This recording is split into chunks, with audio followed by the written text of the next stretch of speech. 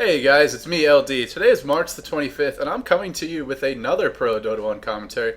Again from the GEST International Dota Cup. This time we'll be seeing Mineski face off against RitterArt. Of course, Mineski, the well-known fan favorite Filipino team. They'll be playing against a team who's hailing from Indonesia. And this occurred in the group stage round 3. So, I haven't cast too much Dota 1 during the week, but I'm going to do a bunch of commentaries again on Sunday. This seems to be a kind of a nice ritual for me, so I think I'll keep on doing it every week. Just, sit down, do 3 or 4 commentaries, and then release them over the course of the week. And I might do 1 or 2 during the week, but it seems to fit in pretty well with my schedule. So with all that said, let's jump right into the replay. I'm going to go ahead and unpause here. We're going to see RitterArt with the first ban. Since I haven't commentated on them before, I'm not really familiar with their banning or picking style. So I'll be curious to see what they do. For anyone who's wondering, this match was rated pretty highly on GoSuGamer, so I'm expecting an action-packed and hopefully pretty even matchup.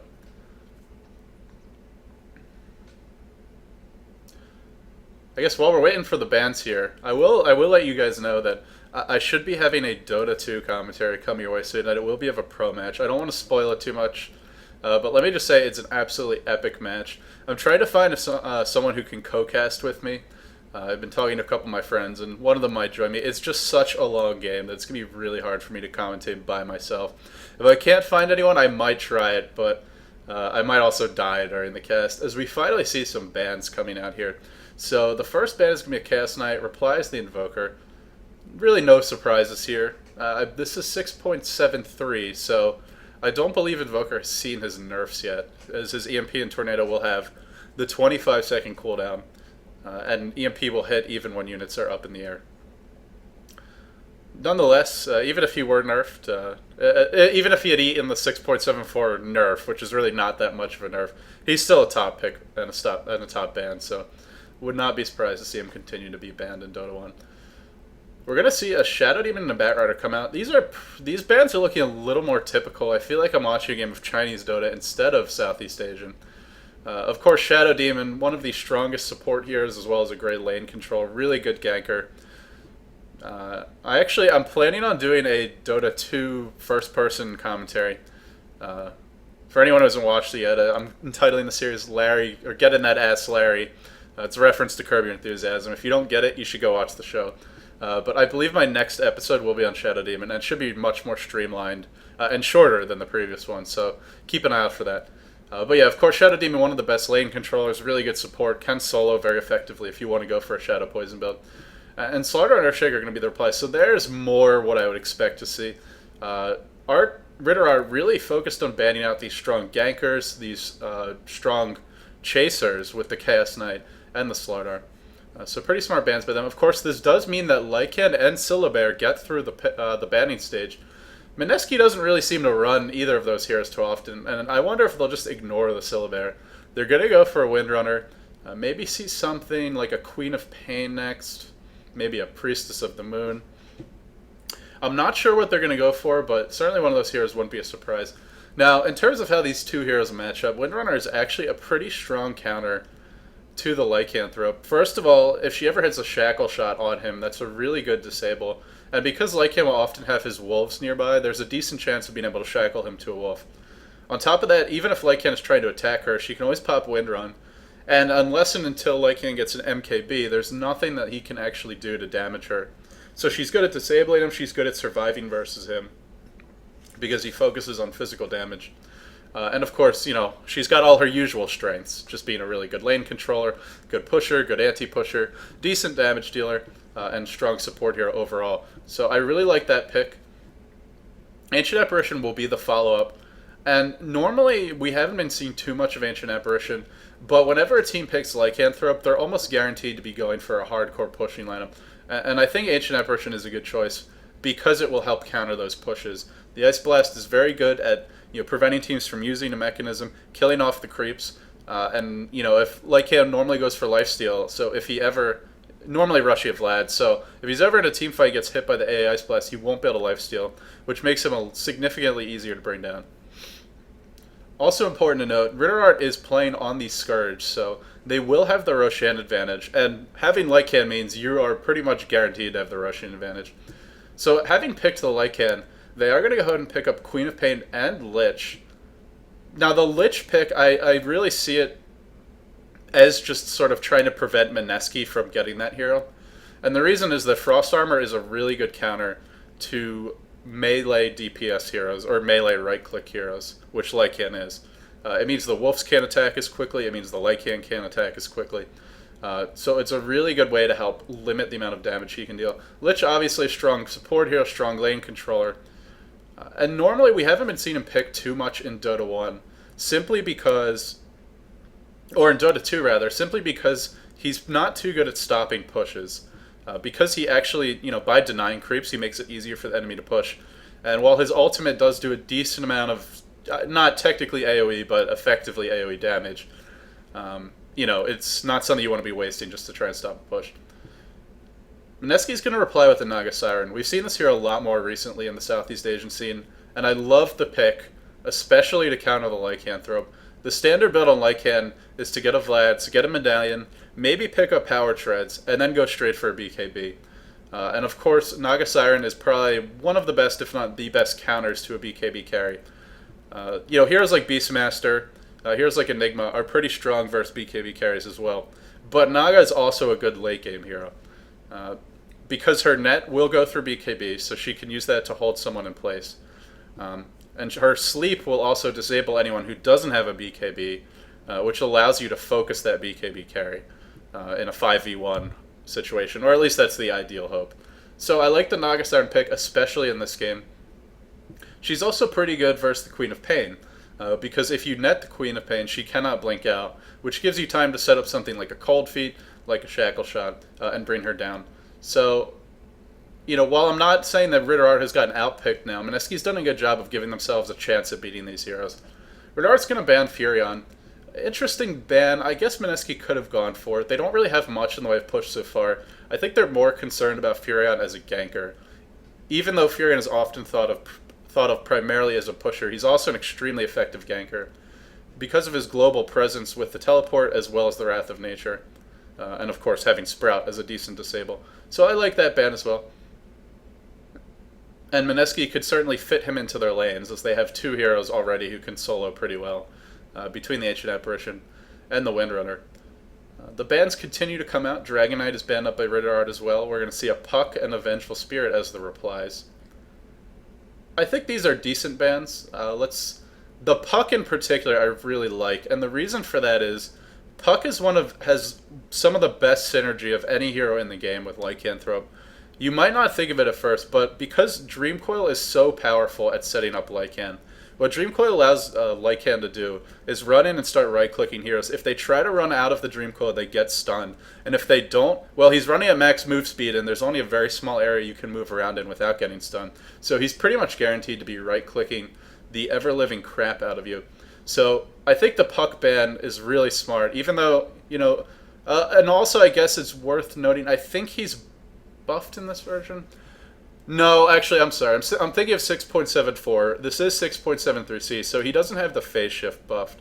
For anyone who's not familiar with it, Puck was changed in 6.74 so that autocast was removed from his phase shift, but in exchange it no longer has a mana cost, which overall is a buff, especially in the hands of a higher level player.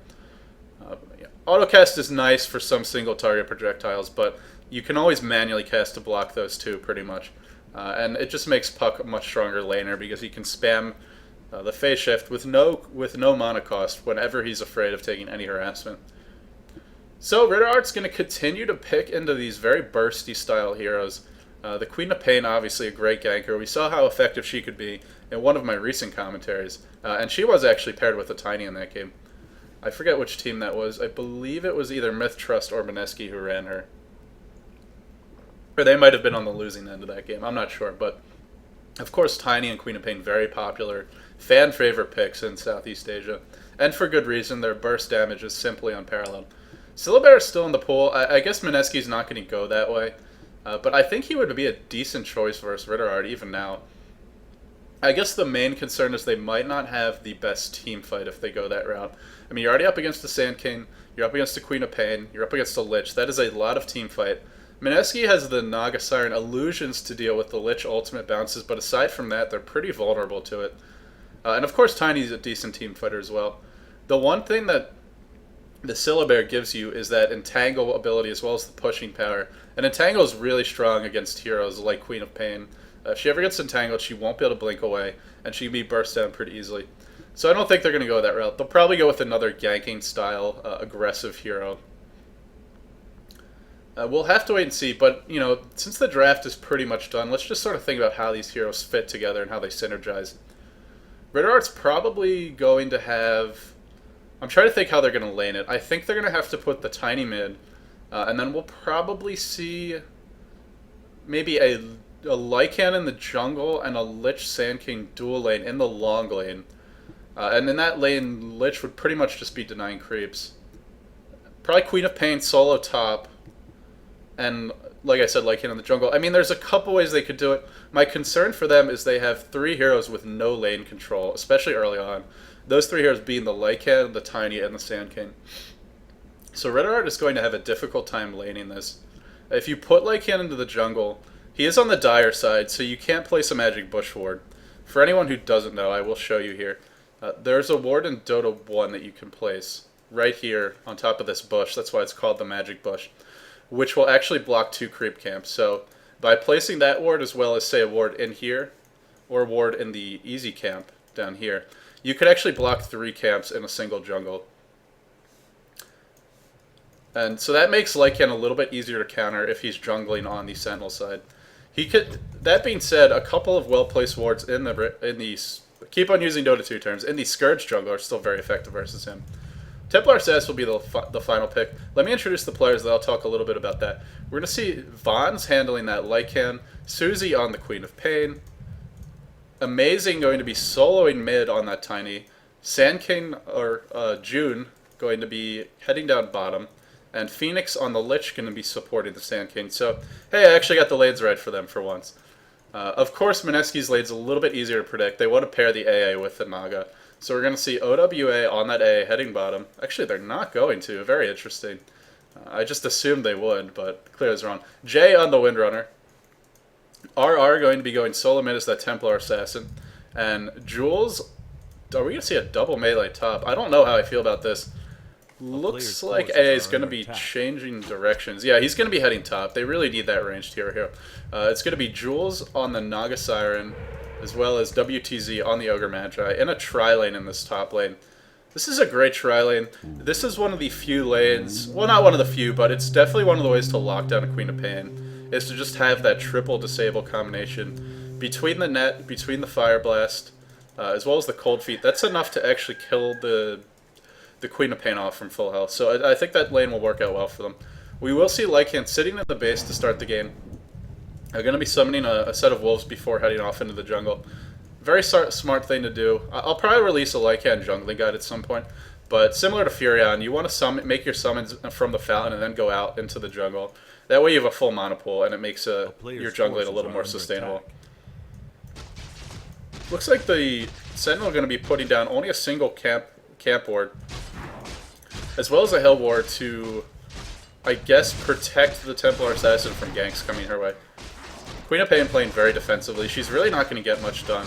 The other nice thing about having this combination of the Ogre Magi and the Ancient Apparition in this tri-lane is once Naga gets to a point where she can farm the lane by herself, you can then send these two to go and harass the Lycan. And Fire Blast coupled with the Cold Feet is actually enough to pretty much kill off Lycan.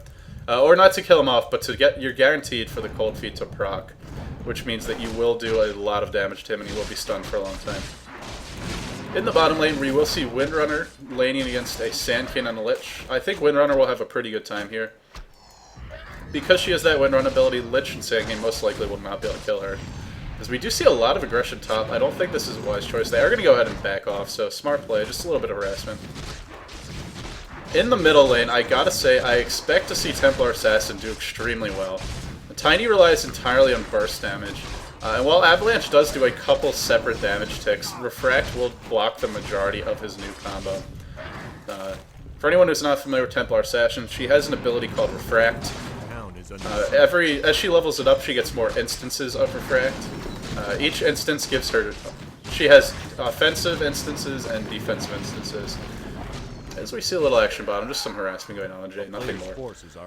The offensive instances, each attack will hit harder, so you can see right now she's got plus 43, that's from Refract. And the defensive instances, as long as she has one up, each time she takes any damage, she won't actually take it. So you can see there, the little blue flash means that she's not taking damage. And the little red thing was just her casting it, for anyone who's confused. So AA and Ogre Match are going to be leaving the top lane already. Lycanthrope playing very smart. Very good positioning by this Lycanthrope to be standing down below the camp so that he can see if the roam is coming. Another smart thing to do is if you're ever farming a camp, have your sort of position yourself to the far side of it, so if the enemy is coming in to gank you, you can safely walk away. If you're a newer player, you'll often see the player like inside of the camp, and then it's much easier to pick them off. Windrunner doing a fantastic job in this bottom lane in terms of the harassment. I mean, Lich is guaranteed to be able to spam those nukes, so you'd expect Windrunner to be taking a lot of damage, but she's dishing out as good as she's getting. She's still got a consumable left in that salve, and, you know, Sand King and Lich, well, especially the Lich, running out of his consumables quite rapidly. Looks like Lycanthrope has decided to go offensive jungling. Very smart choice by him. It is going to mean that if the trial... Oh, I'm sorry I missed that. Huge... Oh, watch my language there. Huge dive goes out mid. Two heroes in extremely low health. Lycanthrope going to pick up first blood. That is not what the Scourge or the Sentinel are looking for. The Wolves will continue the chase. A bit of a miss micro there by Vons. He's not going to pick up the Saint Apparition, but he will be able to cancel the salve. Yeah, so the double roam went towards mid. I guess Tiny was able to pop his salve in the tree line and then get out. Completely missed that one. My apologies. But hey, it wouldn't be an LD cast if I actually caught first blood. We're going to see RR doing a little bit of bottle crow in mid. He's actually going to do the smart thing, which is to go scout the rune with the courier before sending it back to the fountain. Rune is going to be bottom, so he's probably just going to ferry it back and not even attempt to go for the rune. Yeah, we're going to see Lycanthrope pick that up. Giving Lycanthrope a first blood is absolutely devastating. Let's take a look at his gold now. He's already got 460. He's definitely got something on the crow, I want to say. Yeah, he's got a Sobi mask on the crow, so he's going to have his Ring of Basilius. He's going to be close to his next Sobi mask. If he's, what else does he have? Okay, he's already got the Ring of Basilius and his second Sobi mask. Now, the reason that you get the second Sobi mask instead of rushing the Vlads is that you really need the extra mana regen in order to be able to jungle effectively. So once he finishes, once he gets that Sobi mask, you'll see him most likely go back into Vlads. You can complete the medallion, but generally Vlads is going to be the preferred choice. But giving Lycanthrope that first blood is a really big deal, even more so than, you know, feeding other heroes, because once he gets his Vlads up, he farms so much faster. So you're accelerating a curve that already ramps up pretty quickly, and it's definitely not something you want to have happen. So with that gank having backfired, it did also give Queen of Pain some nice time to herself on the top lane. Naga Siren still getting the levels, is forced to go into a Rain of Hell, most likely going to be going for Vanguard. Vanguard has been a pretty popular choice on Naga. The only downside to it is that it doesn't give her any damage. Her illusions will be tankier, but they don't last all that long anyway. And they don't benefit from it in any other way except that they get a little more HP. But she does need the Ring of Health to stay in lane, so it's really not negotiable, especially if these two want to be roaming. It's about 5 minutes into the game. I'm going to do a quick farm check here. So we will see the Naga Siren 29-6. Wow, that's a pretty good farm, especially since she was left to fend for herself for a while. Templar Assassin 33-14. Fantastic farm. Lycanthrope sitting on 30 neutral, so he's doing a great job. Plus he got first blood. And aside from that, really nobody else farming on the Scourge. As, of course, we will see more action, it looks like. Nothing too big here. Yeah, so RR, as you would expect, just absolutely dominating RTR in this, or amazing, excuse me, in this lane. You know, Templar Assassin is just a really good matchup against any sort of bursty nuker. Unless that nuker has damage over time scope. Not sure that Queen of Pain realized she was visible. She will be able to blink out of the cold feet, might be able to survive. Running back into both heroes, I guess she decides she's dead. No mana for the Scream Pain. Is going to actually go. The toss comes in. Nice images by the Naga Siren having trouble casting this. Tiny going to go down to the cold feet. So, you know, Mineski did some great teamwork there. It was a little bit of luck. Going to be able to pick up those kills. Lycanthrope, unfortunately, is level 6, but just too low in terms of his HP to contribute. One of the downsides to running a jungler like a Lycan, as opposed to someone like an Enigma, or Darkseer, or other traditional junglers, or even a Furion, is that Lycan can't really gank too effectively early on, because he's usually sitting on low HP. When he gets his ultimate, if he's healthy in terms of HP, he can usually get something done. But earlier in the game, when he's jungling, he's likely to have low health, and it makes it a big risk for him to go and gank. Ogre Magi in a nice position here, trying to set up the Fire Blast. Queen of Pain blinks in. I think this is going to be the death of her. No Kofi yet. Actually, is going to pick off the Naga Siren. Well played. Should be able to, should go down actually, but still, picking up the Naga Siren, probably worth it, as that is the only real carry for the Sentinel. Well, I guess they have the Templar Assassin, but Templar does not scale particularly well into the late game, especially versus someone like a Lycan. So we'll have to see. But right now, I think that was a good trade. Lycan is level 6, should be getting close to his Vlads. 300 gold in the bank. Is there anything on the courier? Yeah, Vlad's already complete. This is the time when Lycan really starts to ramp up his farm. With the Vlad's complete, he's only 750, 800 gold away from his medallion. Once he gets the medallion, the Sentinel are going to have to constantly watch out for Roshan attempts. You can try to solo Rosh once you hit level 7 with the Vlads. But the problem is that you will be very... as I miss a kill, of course, in the bottom lane. Jay finally going down.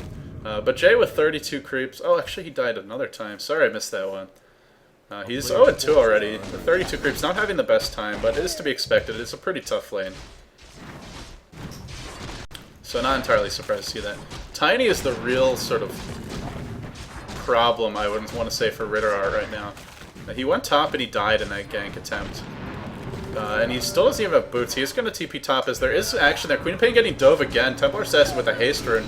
I believe that's a haste rune. No, just with the phase boots, going to be doing a lot of work. Lich gets tossed in. Might be the death of Lich. Oh, a lucky multicast. Gonna bring that Lich down.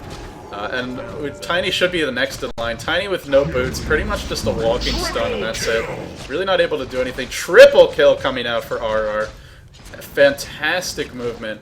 And this is the danger when you let a hero like a Templar Assassin have such a good start. It can just spiral out of control really quickly. And Tiny with no boots, really not able to get too much accomplished. Bane going to be zoned out here from his own jungle. It's going to actually be forced to pop the ultimate. I'm not sure that was necessary. And normally you think that's not too big of a deal, but the issue is now Lycan has to be really, really worried about getting ganked. The ultimate does have quite a long cooldown at level 1. I forget exactly what it is, but I believe it's like a minute and a half or so. In any case, as long as that ultimate is down, he doesn't even have boots. He probably doesn't want to buy them yet because he wants to build that medallion. So he's going to have to be extremely careful about getting ganked. Looks like he's heading towards bottom. He did pick up boots. He may be going for a push bottom or maybe a Roshan attempt. Sonic Wave comes out mid. You can see Templar Assassin taking absolutely no damage from that. Tiny and Toss and Avalanche. This should be the death of Templar Assassin. It is. He's going to continue the chase. This Windrunner may be going down shortly. Some nice work by Templar using those traps. No multicast on the on the Sand King. Power Shot comes through. That's going to clean up the Sand King. Now Tiny's got to run. Tiny's still with no boots. I don't think he should be chasing this. I really don't. And Tiny's probably going to pay for it with his life. Toss comes out on the Windrunner. Windrunner's going to back out. Shackle Shot's not going to latch. Chain Frost comes out, bouncing off of the Ogre match. I did not think that was going to bounce. One more attack will do it. Trying to get next to Lich to Toss. Will we see a Toss? They have no vision. Oh, that poor Tiny. He's got to be so frustrated right now. I feel for you, man. I feel for you. Having no boots is just such a pain when you're a solo mid. And 10 minutes into the game, this is just killing him. He's got to go jungle and get them, even if it means one of his teammates die. He's only 80 gold away, so there's no reason for him not to have it. This is what you should be doing as Lycan. For anyone who hasn't played the hero, this early on in the game, you're normally not going to be able to contribute to your team if your team's not having a good start. But what you can do is push and punish them for not being, fighting you. We're going to see Queen of Pain being quite aggressive here on the Naga Siren. Net comes out, Cold Feet comes out. Should be okay, just because the tower is still alive. Tower is deniable. Let's see if they go for the deny or use this as bait. Lycan opted to pick up the power charts. I'm very surprised about this. I guess he's feeling a little bit vulnerable. Because the medallion gives you a lot more flexibility, and it lets you farm quicker as well as go for Roshan in a safer fashion. So we'll have to see. He's just going to be farming for now. I'd expect to see the Medallion next. He may rush a BKB, but I really think his team's going to need that Roshan gold to be competitive in this game. So in terms of this tiny pick, I'm wondering if they should have picked into something like an axe. You know, it's a funny thing to say, but I cast a game recently where axe just absolutely dominated a Templar Assassin mid. And the reason is that Battle Hunger will basically make Refraction worthless, at least for defensive purposes. So they may live to regret this tiny pick, but we will have to see how it turns out. The other option would have been to send Queen of Pain mid, perhaps with, and you know, go for a Shadow Strike build early on, because Shadow Strike will also be pretty good against that refractability. That would have given them more difficult lanes, though. So, you know, it's hard to say, but in any case, I'm wondering if that was perhaps not the best way to lane it. Just going to take a quick look at our item progression here. We are going to see Boots, Vanguard, and Marina Basilius up on the Naga Siren, phase up. Meanwhile, huge action bottom. Lycan going to be chasing Windrunner with those wolves. Windrun must be on cooldown because she either already used it or is just not able to. Windrunner going to go down, but at this point Templar Assassin needs to be running too. Templar Assassin taking a lot of damage. Toss going to clean her up. Meanwhile, there's a chase going on top. They're trying to get in range of this Ancient Apparition. Sand King going to be burrow striking momentarily. Sand King does burrow strike in. That'll be the death of the Ancient Apparition. So 2 big kills coming out for the Scourge. Definitely pulling themselves back into this game a little bit. The score is now 9-8. 4 Sentinel Heroes dead. It's time to go Roshan immediately. Lycan should already be running into the Roshan pit. Instead, he's going to push the bottom lane. I don't like this choice at all. Yeah, he can do some damage to the tower, but there's probably not going to be a better opportunity for a while to get the Roshan. It's a guaranteed Aegis. In terms of his gold, he's up to 300, which I'm guessing means he's got his medallion and it's on the courier. No, he's going to be skipping the medallion, going straight for the BKB. A player's forces are under It's a attack. decent choice, but the Sentinel still has a good amount of physical damage. Between the Naga Siren as well as her illusions, and the Templar Assassin really hitting quite hard. Lich just in the worst possible position, gonna go down. No idea what he was doing up there, but maybe a little bit of miscommunication. Top tower is gonna get denied. It's very smartly so by the Sand King. Courier dies somewhere. Can't believe I missed that one. Naga gonna be going down bottom, I think. Player's forces are under attack. Okay, Naga just taking a bunch of damage to Lycan. Yeah, Naga can counter Lycan pretty well in the mid game, but she can't 1v1 him, especially not when he's gotten such a good start. Yeah, I really think he should have gone for Roshan there. He's not going to have a better opportunity. Something Templar Assassin could have been doing, which she has not so far, is you can actually put a trap inside of the Roshan pit to scout. So, a bit of a mistake by her in my opinion, because it's a guaranteed way to make sure that you know if Lycan's going to Roshan. But hey, he hasn't gone for it yet, so it's working out. Haste on the Templar Assassin, huge tower dive. They have absolutely no detection though, so she's going to be just fine. My Skype is flickering furiously, which is very distracting, but okay, there we go, now I fixed it. Sonic Wave comes out just for the Ogre Magi, Burrow Strike, a bunch of kills coming out for RitterArt, and they can turn this into a tier 1 tower, and again, Lycan, go Roshan, it's a good time to do it, but I don't think he's going to. Templar Assassin just basically delaying like a boss here.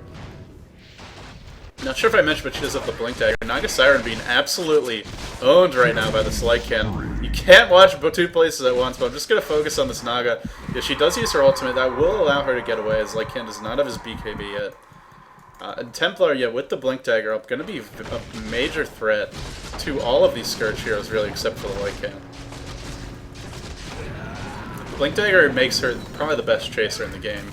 Between the Psionic Traps, which are very spammable and have a long range, so great for chasing, with a very strong slow, as well as the Blink Dagger. So it makes her survivable, and it also makes her a fantastic chaser.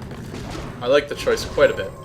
It's pretty standard on that hero. So Arcane Boots up on the Sand King, 2 Nulla Talismans, looks like Susie going to be going for Power Treads. Up on the Queen of Pain, so just going for some very cheap early game items, just to get a little extra HP and mana up.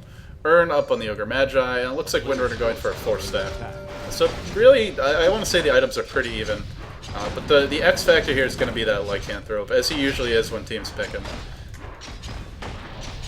Mid tower most likely going to be going down. Oh, great play by Vons, getting the tower denied with the Wolves. Really well done, and a bit of a misplay by Mineski, just it's very easy to forget about the wolves, especially in the mid game when you haven't seen them in a while, because they do run around invisible. The player's forces are under Another benefit to Lich's Frost Armor on the Lycan is that it will help him to Roshan easier. You can put it on the wolves, or more importantly on the main Lycan, and it'll mean that Roshan doesn't hit nearly as hard, because he attacks much more slowly. I feel like RitterArt's just playing scared. They've had this Roshan for so long. I mean, half of the game we've seen Mineski really on this side of the map. On this side of the map. At least 3 or 4 heroes, and Lycan can go Roshan very safely when that's the case. And you also have decent heroes for punishing Mineski if they try to dive into the pit. At this point, though, R has finally gotten a Psionic Trap up, so he will see if the Lycan is going for the Roshan. Very smart. Now it's going to be a lot harder. So again, you know, it's a missed opportunity. We're going to see most likely Sonic Wave coming out here on the Windrunner. No, Windrunner getting turned around on Blink Dagger coming out from the Templar. Templar are going to be able to pick up that kill. Windrunner most likely going to die. Will we see a deny? We know we won't. Sand King going to back up. Templar Assassin going to back up. Meanwhile, just some heroes pushing top. And Lycan going to go for the Roshan. I don't think this is going to work.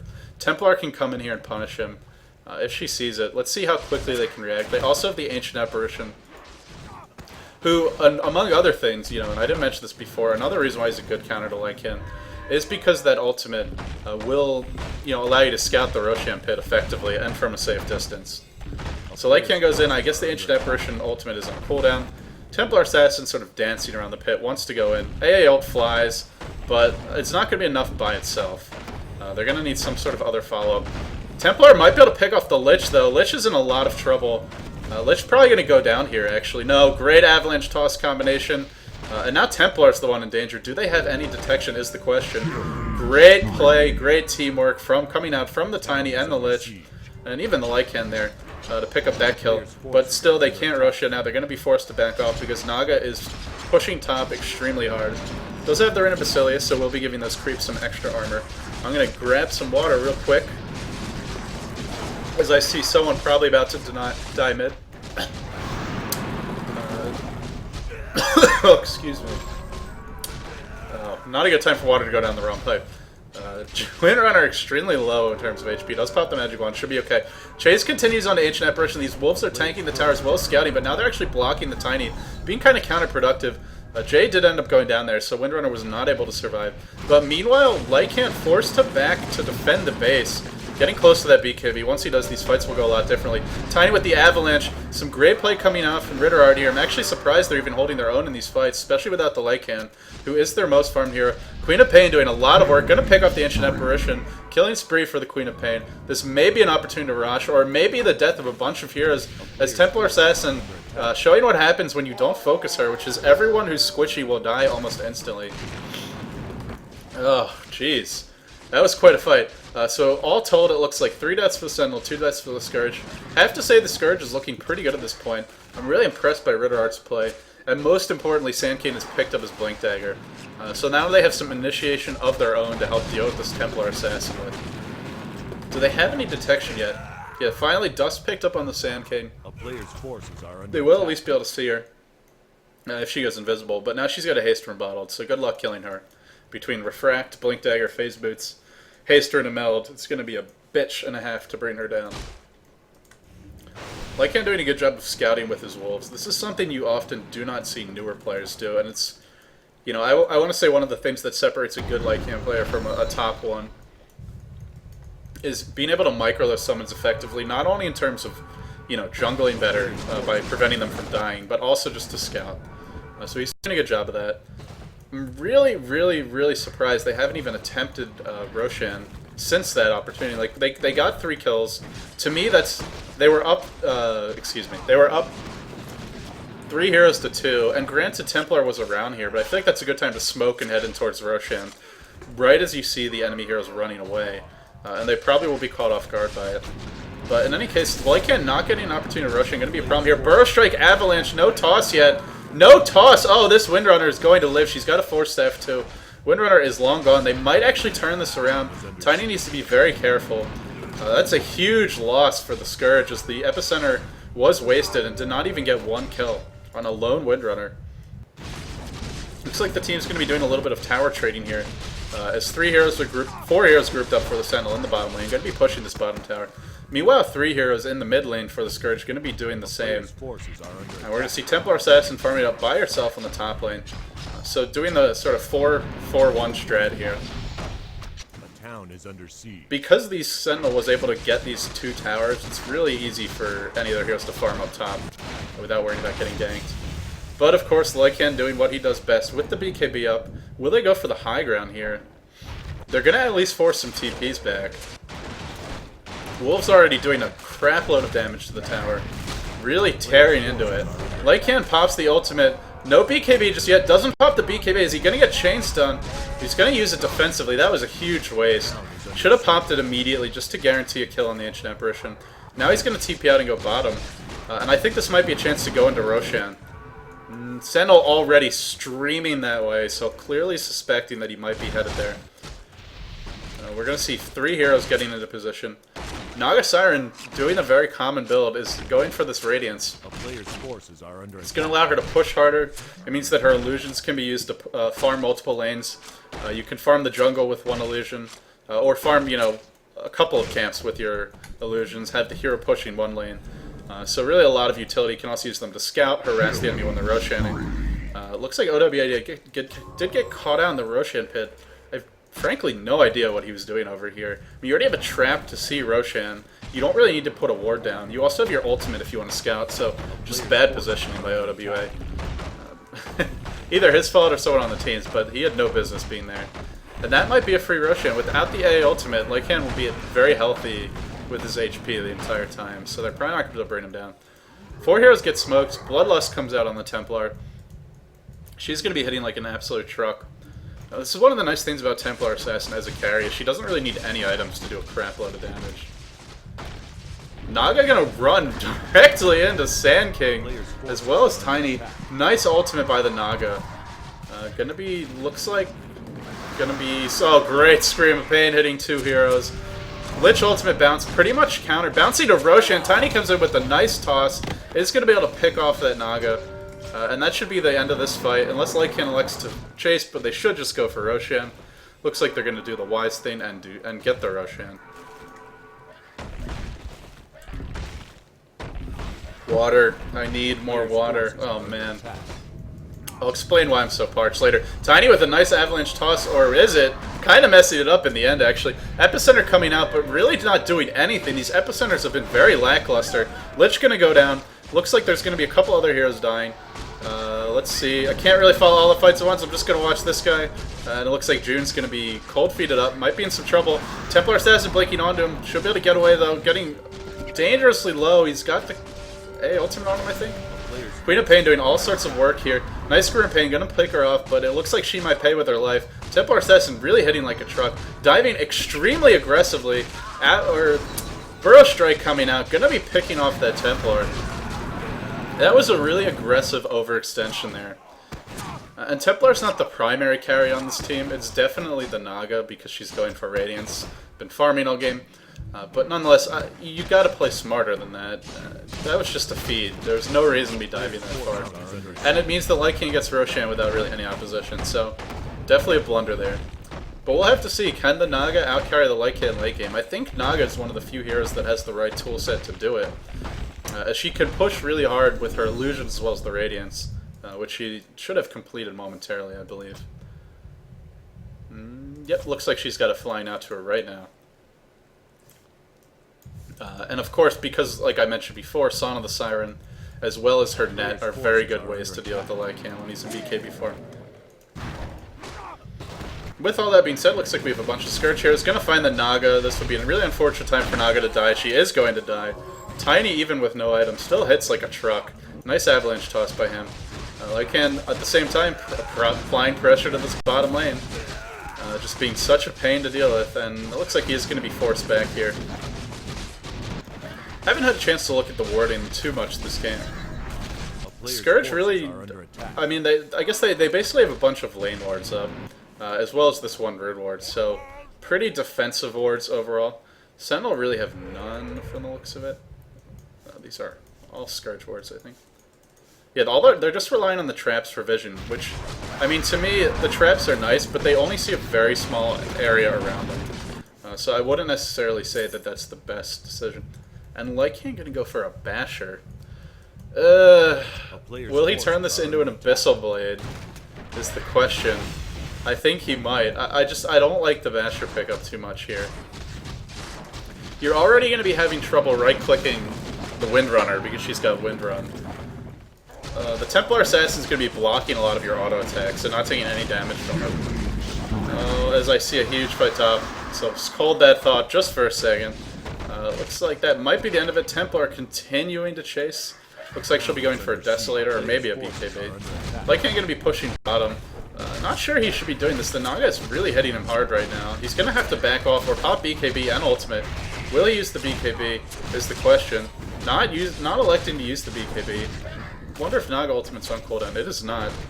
So pretty curious there. Looks like Ogre Magic going to be going down. The fight turns the other way. Ogre does drop. A ultimate not going to hit from the looks of it. I guess it did hit the Sand King, but not with the actual damage. Nice avalanche coming out. That's going to be the death of the Ancient Apparition. And so really all these fights going RitterArt's way. Now with 4 heroes dead, this is a great time to get a tier 2 bottom. It looks like they want. That's what they want to do. Maybe set up a kill on the Naga. But thanks to that ultimate, she's going to be quite hard. Looks like Lycan going to be trying to bait the ult. If he can bait it out, they can probably get a kill. But they need to play this properly. And it looks like she's just going to be allowed to TP out. Water. Delicious H2O. Oh, Sand King! Nice job going into the Sandstorm. Going to dodge that killing tower shot. Really well played. Another blunder by Mineski. I mean, I think we all know that Mineski loves to live on the edge and play really aggressively. And right now it's just biting them in the ass. They're feeding away a lot of kills. Score's 29-14. It's looking extremely bleak. Naga has the Radiance, but that's really it. That's all they have going for them right now. Templar has not progressed too much on items in a while. I actually went back for a Wraith Band. I have no idea why.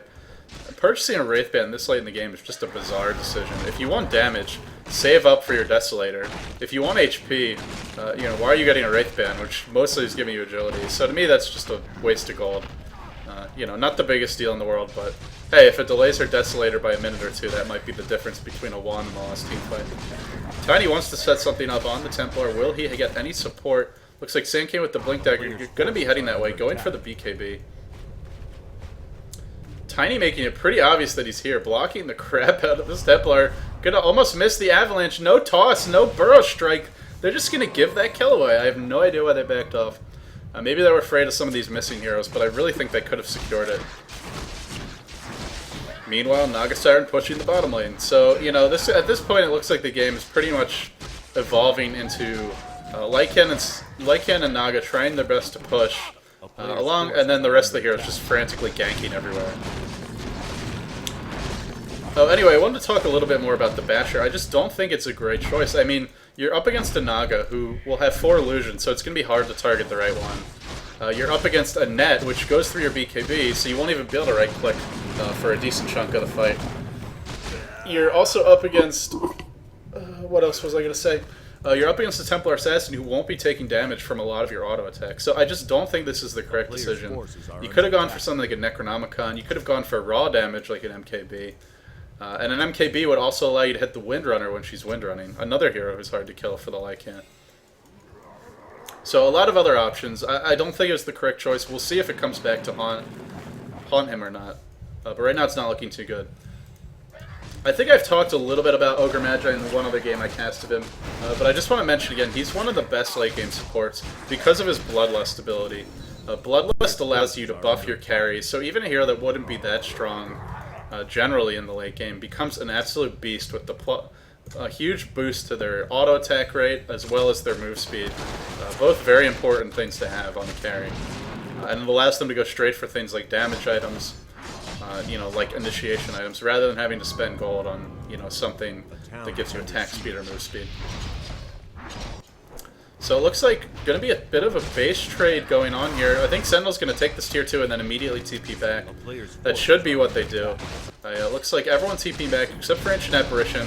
Smart by the Ancient Apparition, because this way, if he needs to use his ultimate, it'll hit a much larger AoE. As we do see it flying in, I don't think it's going to hit anything, though. Templar Assassin using the traps. Lycan not... Oh, a nice shackle shot. Nice net. Will Lycan use anything? I think at this point he wants to wait for the Aegis to pop. As he doesn't want to use BKB and his ultimate when he's sitting on such a low HP pool. Multicast comes out. That's going to burn the Aegis. This could be a bad fight. Are we going to see a net on the Lycan? Yes, we will. He needs to BKB. He needs to use the shapeshift momentarily. Sand King channeling the ultimate. This might be the death of a bunch of heroes. Great epicenter from Sand King, doing tons of damage to all these supports. Chain Frost not going to bounce. They should just go for the racks now. Are they going to be greedy and dive like all these Southeast Asian teams do? Well, Naga Siren's going to prevent that by putting them all to sleep. Will we see any buybacks? No buyback on the Ogre Magi. No buyback on the Templar. This should be racks. Mega kill coming out for RR.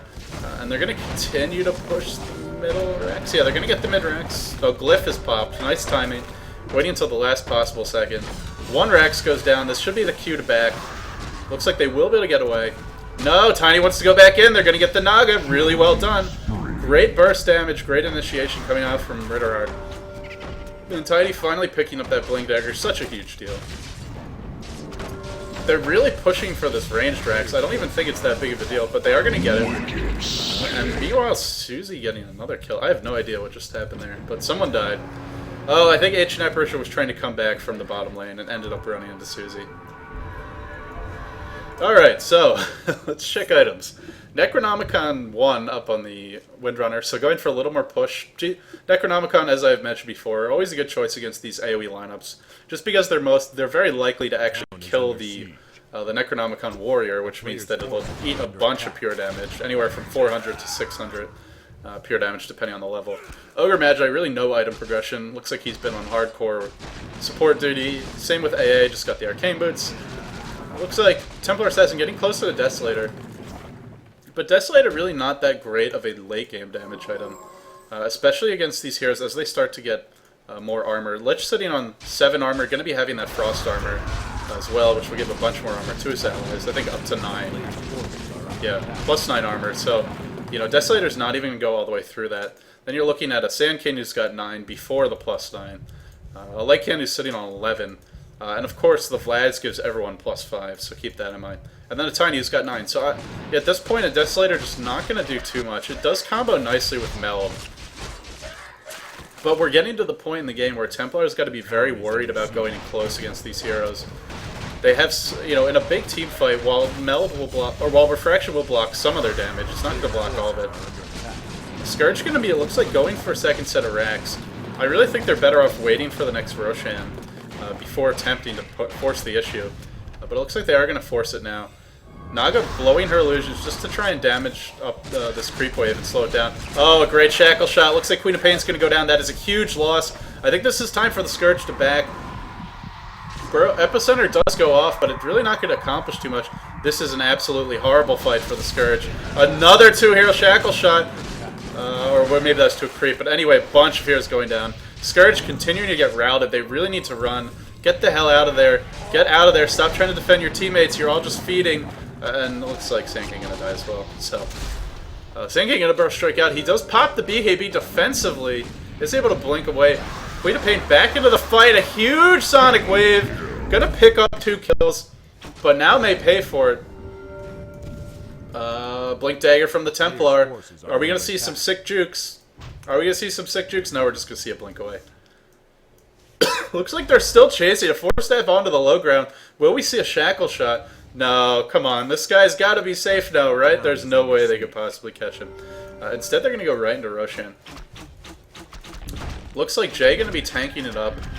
One of the undervalued aspects of the Lanaya is that because she does so much minus armor and does a lot of natural damage, she can Roshan very quickly. You see Roshan sitting on -1 armor right now. Down from his original 7. And it looks like this will give Lanaya her Desolator, so suddenly things are looking a lot better. Town is under siege. I guess, I mean, maybe the Desolator's not as bad as I thought, because I wasn't considering that she also has Meld when I initially was criticizing. So the combination of Meld as well as the Desolator does help counter the Lich's Frost Armor. So I guess in that aspect it's not bad. But I think something maybe like an MKB might have been better. In any case, things are looking a lot better for Mineski now. Even though they're down to one set of racks, I want to say they have the better late game, and especially, I mean, just because of this Naga Siren, the net just makes Lycan useless in these fights. And he did opt to go for an Abyssal Blade, I think. Is that an Abyssal Blade? I haven't seen it at Dota 1 yet. He went for the Abyssal Blade. I don't think that's a good choice. Think about how much gold that costs. This thing costs more than a heart. It costs more than an MKB. It costs more than a butterfly. It costs way more than a Manta Style. I mean, this is a very expensive item. Getting the Basher is one thing, and yeah, it gives him a ton of damage.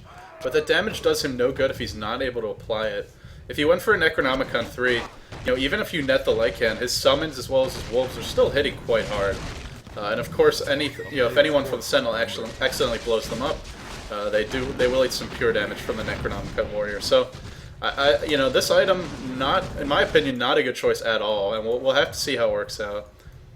But I'm really not liking it. Looks like Mineski going to be just keeping all the lanes pushed. Of course, with this middle racks down, they do need to constantly push the lane out. If you let this lane push in, and then you lose a fight, then you end up losing extra racks, because at this point your tier 3 tower is exposed on the bottom lane. And of course a team with a Lycan will be able to clean up an entire lane of racks and then probably rotate to the throne before your team is even able to respawn. So Mineski going to have to constantly keep an eye on this lane. I mean, once it even gets here, they really need to start pushing it back out. Templar Assassin doing a fantastic job this game, I have to say, especially in terms of using the trap to scout. Even though they only see a very small area around them, if you put them in highly trafficked areas, it's a good way to see if the enemy's coming. So you can see, they actually see a little bit more than I remember. Of course, Dota 1 is more zoomed in than Dota 2, so there's that to consider. But Necronomicon 3 is now complete on the Windrunner. Windrunner is getting pretty fat as well. And you have to remember, all these heroes are hitting a lot harder because they have a Bloodlust level 4 on them. They all move quickly. Curry are going to get picked off. Big loss right now. Was there anything on it, though, is the question. Because the bigger loss would be not the gold, but if there's a big, like, tier 4 item, or even a component of an important item up on it, then the Scourge won't have access to that for 3 minutes. Not sure if anyone was able to buy anything with it before it died, though.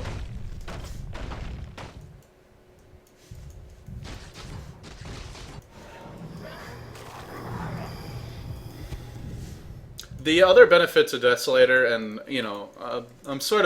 I'm rethinking my initial criticism of it here. The other benefit is that if you have other physical damage dealers, then it becomes a lot more useful, similar to an Assault Cuirass or a Medallion of Courage. Because minus armor means that everyone will hit harder, whereas something like an MKB means that only you will. And they do have a Windrunner, as well as a Naga Siren. And everyone's being bloodlusted, so between those, the fact that they have 3 decent damage dealers, as well as the fact that everyone's getting bloodlusted, suddenly the Desolator looks a lot more effective than it normally would be, even when it's picked up quite late into the game. Just gonna check item progression again, like here with Vitality Booster, most likely going for a heart. A decent choice, although I think something like an Assault Cuirass or Necronomicon would be better. More plus armor to help deal with the Templar Assassin as well as her Desolator. And then, of course, just the pushing power that it grants you. Aside from that, Templar Assassin with the Hyperstone. Boy, she's getting pretty big now. Gonna be going for an Assault Cuirass, I would assume.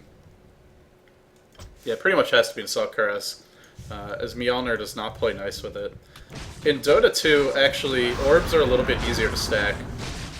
At least certain orbs. If you have something like a Mjolnir and a Desolator on the same hero, every attack will do Desolate, will apply the Desolate orb unless the Mjolnir procs, and then it'll do the lightning damage. So they actually work together reasonably well, but still, there are better ways to spend your gold. They give me 2 orb effects that don't stack completely. But of course, in Dota 1, they really don't stack well at all. So I gotta assume that's gonna be an Assault Cuirass. And another thing to think about is that this guy right here also gets some minus armor with that. What is it called? Oh, why can I never remember the names of these spells? F my life. Yeah, but anyway, the Riptide. The Riptide. There we go. See, I got it. You shut up, all you haters out there. I can occasionally guess the names of spells right. Looks like we might see a bit of a base trade scenario. Queen of Pain has had the Aghanims and the Lycans for a while. I just keep on forgetting to comment on them. They're okay. I don't like the Lycans too much, though. Maybe this will block the Naga ultimate. If it does, then it might be decent. Looks like it does block the Naga ultimate. Nope. Tiny just gonna get caught out. This is gonna dead Tiny. They're just gonna let him go. I think that's the smart choice, especially since Lycan is there. There's really no reason to even try. And keep the Tiny alive, as they would most likely all end up dying. Tiny actually goes ahead and buys back. I don't... Why? I mean, you're up one set of racks. They're the ones who have the timer on their, on their hands because they have the Aegis and they presumably want to use it before it runs out. And all the lanes are pushed. It's not like you're being threatened. So to me, that's just wasted gold. Maybe a rage buyback. They're going to claim this tier 2. His kill's going to go to June, so he'll be sitting on a nice stack of gold. Yeah, 2,300. Might see him go for a Shiva's Guard, or maybe he'll be the one to try and build in Assault Cuirass.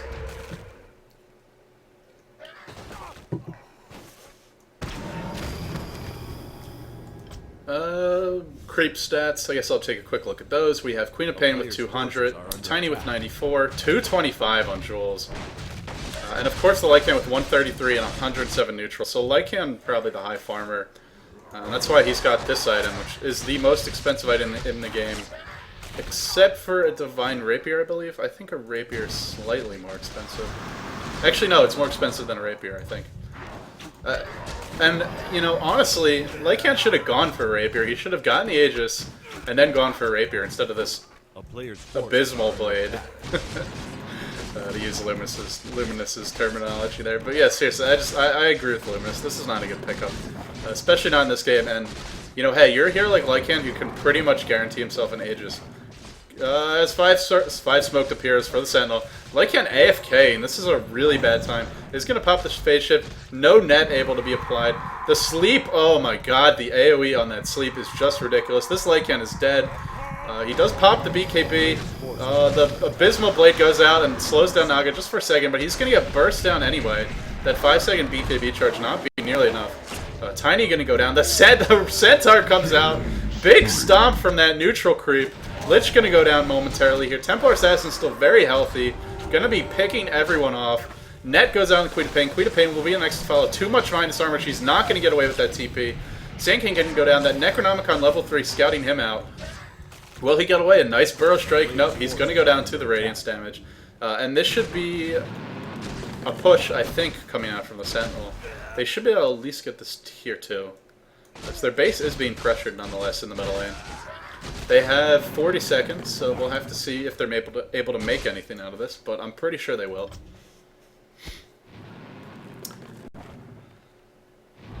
Wow, this Queen of Pain, 15, 8, and 11. I did not realize quite how well she was doing. And Sandcane 4, 2, and 19. They've been doing work, but recently not so much. At this point, though, the Naga and the Templar are becoming a real problem. Especially the Naga, because her illusions hit hard even when she builds tanky. She's got good natural agility growth. All of them are going to be doing Radiance damage from the burn, even though they don't get the plus damage. With the Heart complete, she's got 3,000 HP. And, she still hits hard, like I was saying. That's almost 200 damage, 84 agility. So the illusions will have decent attack speed, especially with the power treads. Big Force Staff. Actually, a Blink Dagger picked up Hero J, as well as the Force Staff. So he's going for the Mega Mobility approach. I mean, I guess it gives them more initiation. I still think it's a horrible waste of gold. But, if it ends up working out, then I'm going to be eating my own words. So we'll have to see. He almost got that Shackle Shot, in which case he would have been a total boss. But unfortunately, it was not successful. Let's see, has Lycan progressed at all in terms of the items? No, still seeing a 1,400 gold. Is there anything on their fleet of couriers? Just a healing salve. So, unfortunately, you can't turn that into anything useful. Let's see if this Blink Dagger Force Staff will be able to set anything up on the Lycan. He's looking like he might be in some danger. Meanwhile, a bunch of heroes pushing the middle lane, so 3-man push, making it look like it's a full push. Lycan's Shackle Shot's not going to hit. Should be able to TP out. No, too much right-click damage. Lycan's going to go down. Wow, I did not see that coming. And this is the danger of going for the Abysmal Blade, is it doesn't make you any tankier. Forces are under attack. He probably should have popped that on the DD. He should. I guess he thought other people were coming, but he really should have popped it on the DD Templar Assassin and then TP'd out. Scream of Pain going to completely miss, not even hitting a single hero. Nice sleep from the Naga Siren. This will be setting up at least 1 kill, possibly more. Bloodlusted Naga Siren. Net is not applied. They're a little bit unsure of who to target here. Sand King, great epicenter. Nice. What's the name of that? Oh, she made her illusions. Whatever, you know what I mean. Big fight going on here. Lich going to be running for the base. Sentinel going to be threatening the racks now. Riptide coming out. Naga just tanking it up. Does not care anymore with that heart. And looks like Necronomicon 3 should be up soon. The Desolator going to be helping them push faster as well. So another unheralded benefit. Man, I'm really going to be eating my words in a second. These item pickups from Mineski are unorthodox, but they're working great. BKB comes out, probably just a distraction. But of course, Net going through that. Not going to end up being too effective. Just trying to delay here, but getting killed is a really bad tactic when it comes to actually delaying, because now they're going to feel even more bold. They're going to be continuing to push the racks. I'm pretty sure Mineski is going to win this game now, as we will see the Queen of Pain is dead for 80 seconds. Sandcade buys back, but without the epicenter, really not going to be able to accomplish too much. And I believe that's still on cooldown for him. Looks like the tower will be taking a bunch of damage. They're going to get at least 2 sets of racks. Drum gets popped. Sleep is up again. Wow, that's got a low cooldown. And they're going to focus the Sand King. No, they don't have any vision. Going to net on the Lycanthrope. Man, he's useless at this point. Naga Siren countering that Lycanthrope so effectively. If you let her get to this late of a stage in the game. The Bash comes, or the Abyssal Blade is used and then immediately has to run away. So really, not the best item pickup. It's going to be a Lich down. I'm pretty sure Mineski has won this game. I really thought this was going to be going the other way. As normally when you get racks with Lycanthrope before like the 35-40 minute mark, you're looking pretty good. But apparently Naga Siren more OP than Anti-Mage. Too strong to deal with. Nice Force Staff, or maybe it was a Blink. Tiny going to get shackled. Mega Creep's going to be coming out shortly. At this point, nobody cares about this epicenter, not even the Ogre Magi. Looks like Ancient Emperor's going to go down, but he can buy back, and he can throw his ultimate from the base. It'll be more effective there anyway, so things looking pretty good for Mineski. Up by Mega Creeps, should probably go for Roshan and pick up the cheese now, as I believe he is up again. Yes, he is. I really need to remember to start writing that down. Sandcane feeding, everyone TPing back to defend. And I would expect to see a GG come out. I mean, there's just no coming back from this. Mineski probably could have gone for the throne, but it looks like they're going to let the creeps do the work. The town is under siege. Yeah, I'm really... Wait a second, did she sell her Aghanim's? Sold her Aghanim's to buy Boots of Travel, going all in, Susie is. I'm not sure how I feel about that. That's a lot of money to spend just to get TP, and it's not like any of your lanes are going to be pushing, because they are the ones with Mega Creeps. But, you know, hey, I guess it was a last-ditch effort, or at least it was supposed to be. Looks like Tiny might be going down here. Has the Hyperstone, but at this point Windrunner can just easily 1v1 him. Or maybe not. Templar says is here. That's definitely cute for Tiny to get the hell out of there. Down boy. Shackle Shot gonna miss. Thinking about going back in. Templar with the complete Assault Crest as well as an Eagle Horn. Holy crap, he got a lot of gold really quickly.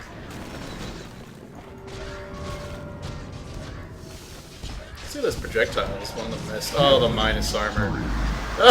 Oh, the minus armor. That is so devastating.